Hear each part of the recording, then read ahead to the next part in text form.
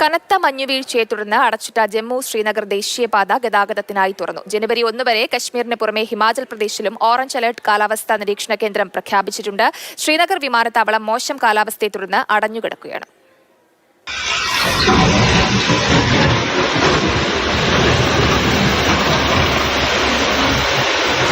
കണ്ണഞ്ചിപ്പിക്കുന്ന കാഴ്ചയിലും ദുരിതത്തിന് കുറവില്ല.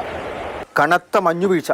കാർഗിലിലെ സോജല പാസിൽ റോഡിന് കുറുകെ തടസ്സമായി കിടക്കുന്ന കട്ടിയുള്ള വെള്ളപ്പാളികൾ ഇരുവശത്തേക്കും തട്ടിമാറ്റുന്ന തിരക്കിലാണ് ബോർഡർ റോഡ് ഓർഗനൈസേഷൻ.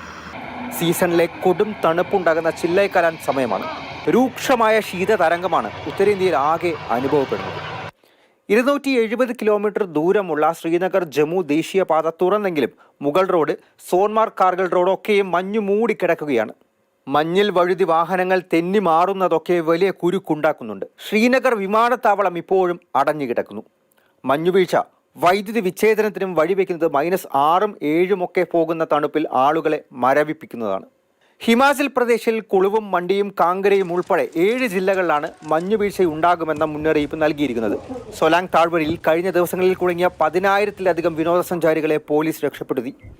ബാക്കിയുള്ള 100ഓളം വാഹനങ്ങൾ സുരക്ഷിത ഇടങ്ങളിലേക്ക് മാറ്റാനുള്ള പ്രവർത്തനം തുടരുന്നുണ്ട്. മാതൃഭൂമി ന്യൂസ്, ഡൽഹി.